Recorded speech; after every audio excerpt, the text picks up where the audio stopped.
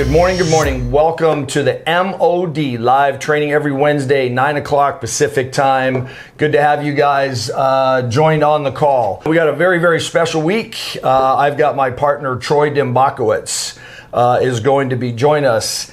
And we're talking about why you should be leading with a lease in many instances, when to do that, how to do that.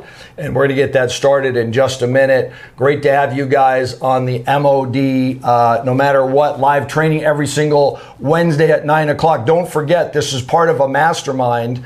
This mastermind takes place every single solitary day of the week, Monday through Friday. It starts at 8 o'clock. So 8 o'clock to 8:30 is a working mastermind. We're all on here every day with the primary objective of building momentum, getting from 0 to 1 on the most important thing, on the several things that we're trying to make happen every single day that's going to cause results, create results. What are those? That's getting one push-up in, that's getting into a conversation with people of like mind who are trying to do the same thing we're trying to do, getting onto one door, getting one no, getting back with one customer, getting into a house, getting to a kitchen table. And then this training is about leveling up what we're doing with that opportunity. What are we doing with that time at the kitchen table? How do we make that presentation? How do we have the customer understand that these are dire circumstances, that we're living in a world that's very, very different than it was a couple years ago. Post-COVID world is a very different place. And one of the biggest differences, this is the lasting difference to COVID, is inflation. The amount of inflation that we're experiencing now is a very, very different amount of inflation than what we were experiencing a few years ago. And add to that the fact that the government has decided we're going to stop using fossil fuels. We've entered into the Green New Deal. The Green New Deal is real, guys. And that's going to have a massive impact, massive disruption on our economy, but that's going to affect the customer in a massive way. These inflation times have changed the equation very dramatically. And then having the government decide we're going to kick in green energy and have it become the predominant force of energy in a very short period of time, 10 years. That's going to change the game massively. So it's urgent that we get out to customers. It's urgent that we're waking them up. It's urgent that they listen to what we're saying. We're trying to provide a very valuable service. So one of the biggest tools in our arsenal to do that is the lease. And I'm sitting here with my partner, Troy Dinbokowitz. We have been partners in Sun Solar Solutions for, gosh, how long is it now? 8 years. 8 years as of March. 8 years as of March. He and I have been partners. So just a little bit over 8 years. Like, time flies. It seems like just yesterday you and I were knocking on our first doors together. And yet it also seems like 20 years. It seems like a huge portion of my life. You know, how can that be both true at the same time, that it feels like a minute and 25 years at the same time? Yeah, it's true. Because we go with our hair on fire, day after day after day. We've traveled a lot of ground, and it's got to take more than 8 years to travel the ground that we've created. We've created a company that's approaching $100 million in annual sales. We'll do well over 20 megawatts in sales this year. We've recruited, hundreds and hundreds of guys over the years. We've got maybe about 100 of them that have stuck, that are here with us, a little less even than that. So we've been through a lot. Troy, I'm really excited to have you with us today on the mastermind, on the training. In my book, which is, No Matter What, which is the recipe for a 7-figure income. Sometimes people give me shit about what's underneath my name, the number one solar salesman in the world. Like, dude, how do you know you're the number one solar salesman in the world? And I say, well, actually, that's not entirely true. I'm not the number one solar salesman in the world. With my partner, Troy Dinbokowitz, I'm the number one solar sales.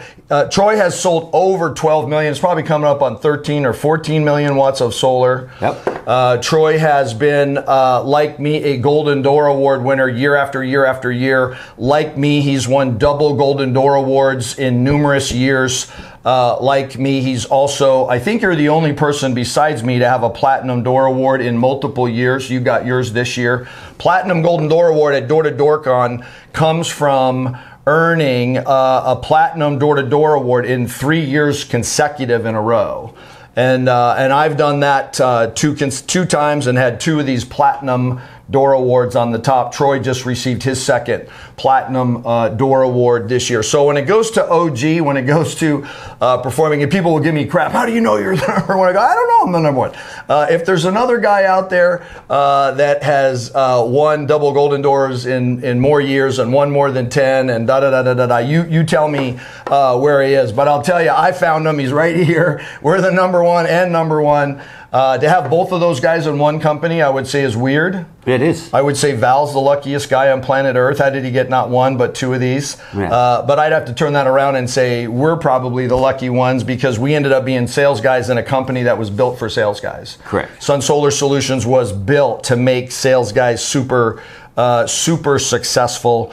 So it's a great pleasure to have you join me. I thought of having you here because I think you've sold more leases than anyone in the solar industry. We're going to talk about how do we sell a lease? Why do we sell a lease? Why would we lead a lease? What are the advantages and stuff? We're going to get into that. But before we do that, I just wanted to, something that we're talking about on the MOD Academy all the time is the mindset. Right. And, it's fun, as successful as you and I are, and as much as we have in common, including, partners in the same company, we're so different. Right. We just have different ways of going about getting to that end point of the results of standing there victoriously. I like to think of, a successful sales guy is a guy who can talk somebody into something once in a while, but it's the guy who ends up on top, underneath the dog pile. In my business career, everyone in town would be going after the same $1 million deal, right? When I was in B2B. And, Intel would be building a plant. And everybody's going after that plant, and you would execute all your moves. You would use all your charm, all your wit, all your guile. But at the end of the day, there'd be a dog pile like this of guys on this deal. And then the day they announce it, that's the day they tear all the guys off of the dog pile. And at the bottom, there's the guy with the bone in his mouth, blood dripping down the sides of his face. He's covered in blood. They've torn everybody up, and he's the one with the bone in his mouth. He's the guy that got the reward. He's the guy that beat everybody else out. And that's what the thing that you and I have in common. I really think that.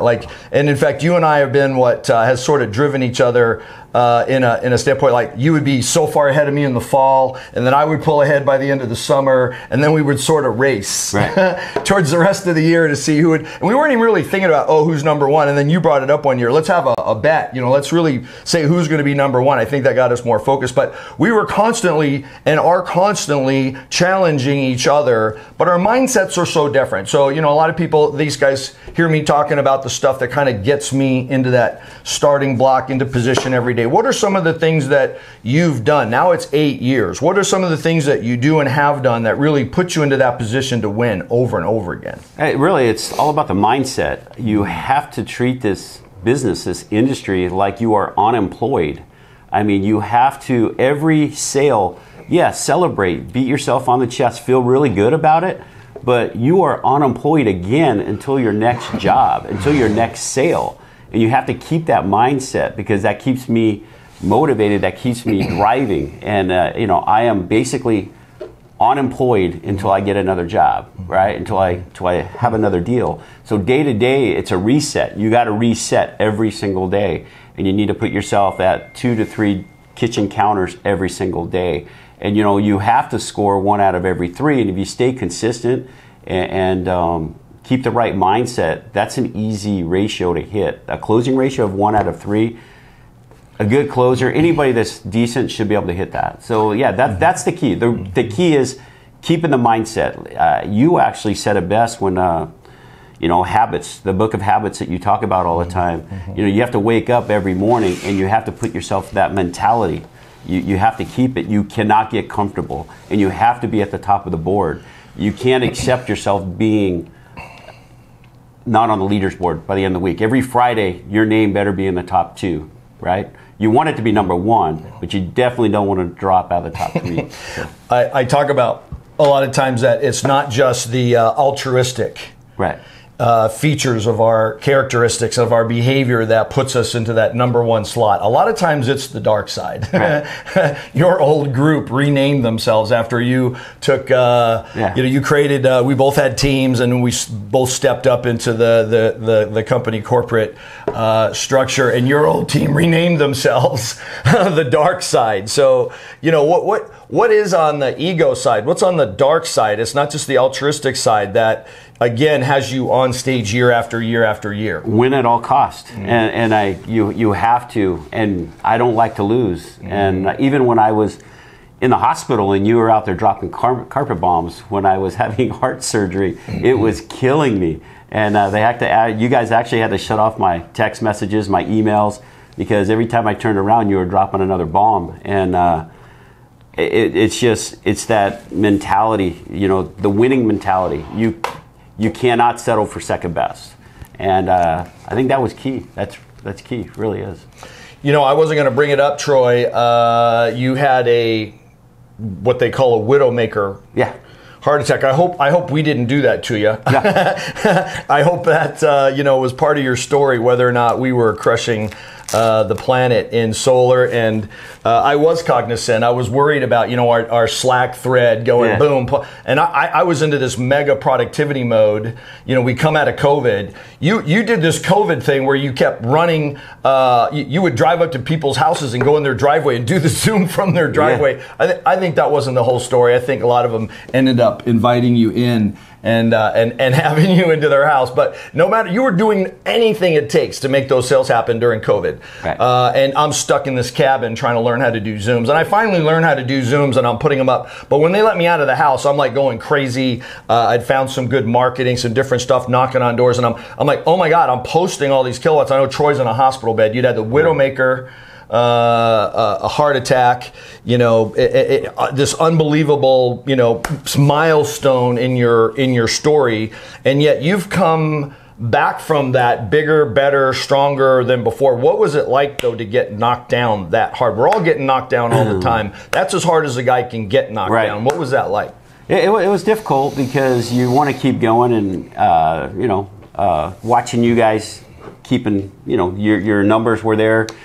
The company's succeeding. You want to be a part of it. You want to be a part of that winning team. And I think I was only down for 8 weeks. Mm-hmm. 8 weeks. I was back out there, and I ended up getting the 2 megawatts. I think it was a final day. Widowmaker, heart attack, and 2 megawatts. 2 megawatts that year. I was back at it. I think within 60 or 90 days, something like that. But it's all about the mindset, the winning team, the combination that we have at Sun Solar, being able to put us in multiple houses.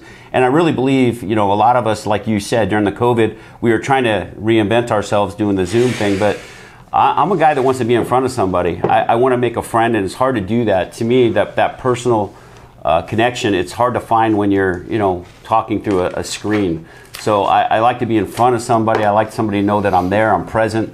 And you want to get to know somebody, 50% solar, 50% getting to know the person across the table from you. I preach that. Mm-hmm. I try to find a common denominator with every one of my customers. Mm-hmm. And just so that, because not only do you have to sell the deal, mm-hmm. but you got to make sure that you babysit that deal for the next 60 days or, mm-hmm. A lot more people are going to come behind you, and you need to make sure that you have that connection where the customer, if they're not happy with what they have in front of them that you delivered, that they're going to give you a chance to pivot and make it right to their satisfaction. So cancellations are another big thing, attrition, mm-hmm. and you want to keep that as minimum as possible. And I think you and I have always maintained under 10%, which is really good. No, you've maintained a cancellation of about 10%. I'm about 20%. So you're literally twice as retention successful as I am. I'm the today only close guy. Right. I'm going to sign up everybody I'm with, and people ask me, does that cause more cancellations? And I think that it does. Yes. And you and I are different in that regard. You often close on the first day, but if you really see you've got somebody in a 2-meeting track, you'll give them a little rope. Yes. And I know that I'm not a good follow-up guy, so I'm like, I'm going to ride or die in this meeting because I'll probably never call them again. I'm also going to try so hard in the meeting to close them that they probably don't want to know me after that if they don't sign up. Yeah. So we are very different in that regard, but producing similar results. That's why it takes different approaches. That's why I'm so excited to have you on and to talk to us about some of these items, and especially specifically the lease, and we'll get to that in a moment. But I wanted to, we talk a lot about in this mastermind about generational wealth. I'm rocking the Teddy Roosevelt mug. Teddy Roosevelt was, you know, he was the product of generational wealth. He's your TJ, right? Like he grew up, some people would say he grew up with a silver spoon in his mouth, not TJ, because you guys had a rough beginning. Right. But certainly he's kind of finished up his deal of you being his dad with having a super successful, high income, high net worth dad. But part of what we're wanting to do is not just change the course of our future, but change the course of our children's future and their children, possibly even their children. Like, we have the opportunity to be the one in our family that created an actual fortune that people talk about down through generations. And so I was in New York. One of my heroes is Teddy Roosevelt. I got to go to the place where he lives and hear a little bit about him. But since then, I've learned what it was like for him to grow up with a dad that was already a very successful person, and what kind of opportunities that gave him. And from the very beginning, you've had a lot of your family involved. You had your son with us at the very beginning. What's your first son's name? I'm just spacing for a second. Troy Jr. No. Started with us at the very beginning.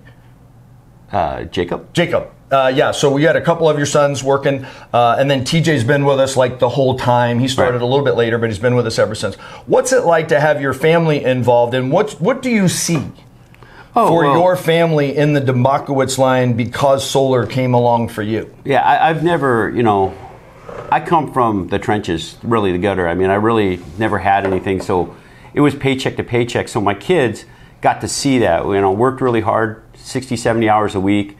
And it was difficult. A lot of times at the end of the month, we didn't have enough money to pay the bills. And I always knew something was out there that was going to, somebody show me something that I could do, I can get better, and that's gonna take me to the next level. And I always believed that sooner or later that was going to come about. And then somebody showed me how to knock on a door.